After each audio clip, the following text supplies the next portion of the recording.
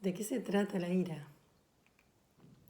Me gusta imaginar a la ira como una sumatoria de enojos. Dibujo entre Trópico de Cáncer y Capricornio, si imaginemos el globo terráqueo, dos líneas que nos enseñaron en el colegio. Esa me demarcaría una franja media y luego, salido de esas líneas, me polarizo. Voy desde un lugar de equilibrio, que sería esa franja, ese tercio del planeta, no la línea del Ecuador, no un lugar quieto, sino esa franja enorme donde puedo sentir tristeza, donde puedo sentir miedo, alegría, enojo. Pero luego, cuando empiezo a acumular los enojos, empiezo a irme hacia el límite de ese trópico y empiezo a salirme de esos límites, polarizándome a un estado de furia, a un estado de ira, a un estado de descontrol, donde lo que se acumuló es tanto y tan grande que no puedo contenerlo en mis límites. Hay muchas personas que hacen de la ira un lugar donde consideran que tienen derecho a imponerse y a utilizar ese poder sobre otros, amedrentando, lastimando, victimizando. Entonces, cuando ese otro se ubica en ese rol más sometido, ¿qué pasa? El otro personaje cada vez se empodera más en esta ira, en este rol vertical, donde impone, donde lastima, donde posee el derecho, el poder de ubicar en un lugar más bajo que él. ¿Por qué? Por baja autoestima, por haber sido herido y lastimado por otros, por ser víctima de la violencia, posiblemente de padres o abuelos en sus primeros años de vida. Pero esto no lo justifica, esto simplemente hace que siempre nos encontremos en pares y que si hay un par que oprime, hay otro que es el oprimido. Si hay un par que es violento, el otro, la contraparte, es violentada. Entonces, siempre cuando generamos parejas, vamos complementando, y si uno está en un lugar por sobre, está en un lugar vertical, el otro indefectiblemente se ubica por debajo.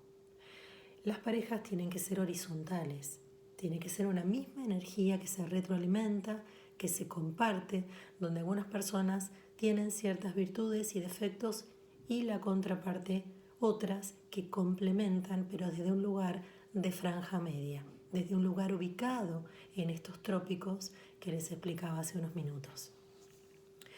Cuando voy sumando y me voy frustrando, con mucho enojo, con mucha frustración, con mucho resentimiento, empiezo a violentar porque empiezo a reprimir algo que se empieza a condensar en mi interior, y entonces cuando explota es cuando sale esa expresión iracunda, y entonces lo que hago es salir con todo en contra de alguien, porque la ira siempre se expresa en contra de algo o alguien.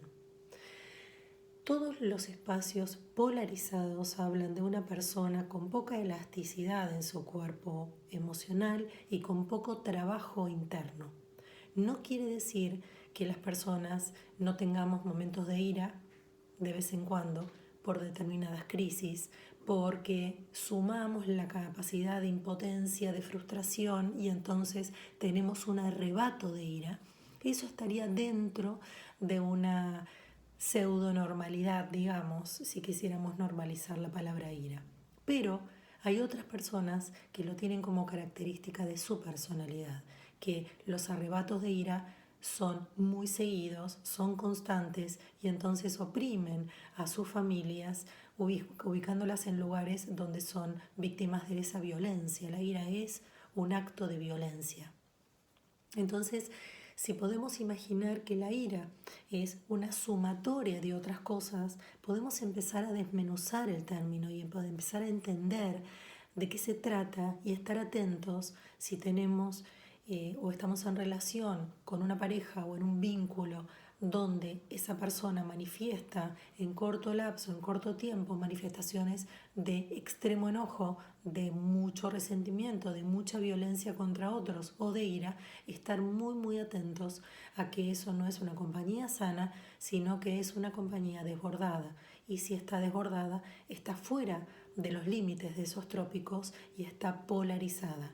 Cuando una persona está polarizada, tiene que hacer un trabajo terapéutico, un trabajo de autoconocimiento, un trabajo muy comprometido, y intento pensar en que me da bastantes dudas de que una persona que haga uso de su ira de manera constante tenga ganas de hacerse cargo de que hay algo que tiene que trabajar. Lo que va a hacer es buscar parejas para someter, hijos para someter, y va a querer siempre estar en ese tipo de relaciones donde se pueda imponer. Entonces, o ella por supuesto, pero es como más constante escuchar arrebatos de ira o de agresión o de violencia, un poquito más del lado masculino que del lado femenino en general.